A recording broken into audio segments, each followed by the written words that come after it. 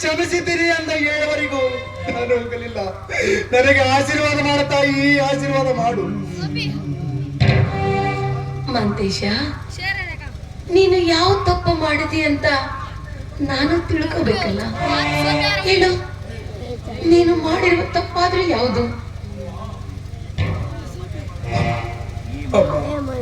ಈ ಮಾನವಂತರ ಮನೆತನ ಮಗನಾಗಿ ಮಾಡಬಾರದ ಹೀನ ಕೃತ್ಯವನ್ನು ನಾನು ಮಾಡಿದ್ದೇನೆ ತಾಯಿ, ಮಾಡಿದ್ದೇನೆ. ಪುಣ್ಯವಂತರ ಎತ್ತ ತಂದೆ ಕಂದನಾಗಿ ಒಂದು ಹೀನ ಕೃತ್ಯಕ್ಕೆ ಒಳಗಾದಿರಮ್ಮ. ಅಮ್ಮ, ಆ ವಿಧಿ ನನ್ನನ್ನು ಹಾಗೆ ಮಾಡಿಬಿಡ್ತು ತಾಯಿ, ಹಾಗೆ ಮಾಡಿಬಿಡ್ತು. ಅಮ್ಮ, ನನ್ನಿಂದ ಹಾಗೆ ನಮ್ಮನ್ನು ನಂಬಿಕೊಂಡ ಒಂದು ಬಡ ಕುಟುಂಬದ ಹೆಣ್ಣನ್ನು ಮಾನಭಂಗ ಮಾಡಿದರ ತಾಯಿ, ಮಾನಭಂಗ ಮಾಡಿದ.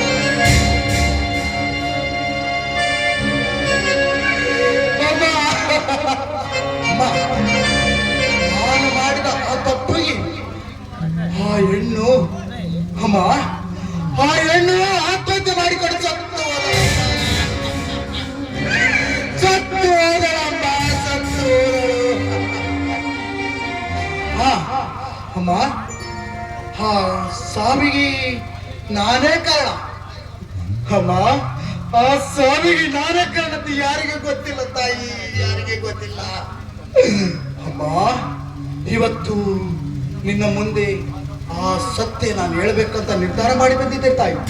ಅಮ್ಮ, ಈಗ ಹೇಳ್ತೀನಿ ಕೇಳಮ್ಮ, ಆ ಸಾವಿಗೆ ಇವತ್ತು ನಾನೇ ಕಾರಣ ಅಂತ ನಿನ್ನ ಮುಂದೆ ಒಪ್ಪಿಕೊಳ್ತೇನೆ ತಾಯಿ, ಒಪ್ಪಿಕೊಳ್ಳುತ್ತೇನೆ.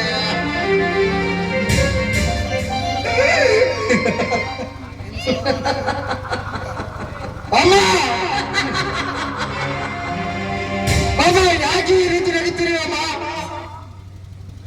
ಬೆಕ್ಕು ಕಣ್ಣು ಮುಚ್ಕೊಂಡು ಹಾಲು ಕುಡಿದ್ರೆ ಪ್ರಪಂಚ ನೋಡಿಲ್ಲ ಅಂತ ಅನ್ಕೊಂಡಿತ್ತಂತೆ.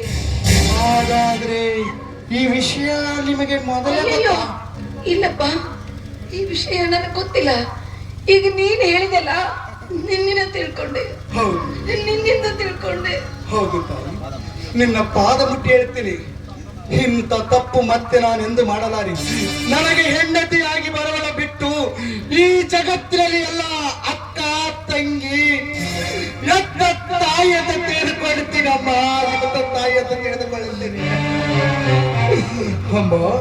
ಇನ್ನು ಮೇಲೆ ನಾನು ಯಾವ ಹೆಣ್ಣನ್ನು ಕಣ್ಣೆತ್ತಿ ನೋಡಲಾರೆ ತಾಯಿ, ಕಣ್ಣೆತ್ತಿ ನೋಡಲಾರೆ ಅಮ್ಮ. ಆದರೆ ಈ ಒಂದು ತಪ್ಪನ್ನು ನೀನು ಕ್ಷಮಿಸಿದ್ದೀನಿ ಎಂದು ಮಗನೇ, ಇನ್ನು ಮೇಲೆ ನೀನು ಬುದ್ಧಿವಂತನಾಗಿ ಬಾಳು ಎಂದು ನಿನ್ನ ಅಮೃತ ಹಸ್ತವನ್ನು ನನ್ನ ಮಸ್ತಕದ ಅಮ್ಮ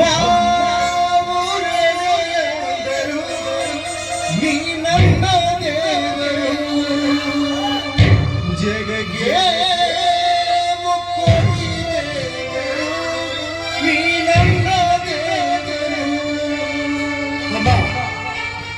ಅಮ್ಮ, ನೀನು ಬರೀ ಹಾಲಲ್ಲಮ್ಮ, ವಿಷ ಕೊಟ್ಟರಾದರೂ ಕುಡಿತೀರಮ್ಮ, ವಿಷ ಕೊಟ್ಟರಾದರೂ ಕುಡಿತೀರಿ. ಆದರೂ ನೀನು ಕ್ಷಮಿಸಬೇಕು ಅಮ್ಮ, ನೀನು ಕ್ಷಮಿಸಿದ್ದೀರಿ ಅಂತ ಹೇಳಬೇಕು ತಾಯಿ, ಹೇಳಬೇಕು ಅಮ್ಮ. ಯಾಕಮ್ಮ ಈ ರೀತಿ ಮೌನವಾಗಿ ರೀತಿಯಲ್ಲ ತಾಯಿ, ಯಾಕೆ ತಾಯಿ ಹೇಳು ಅಮ್ಮ.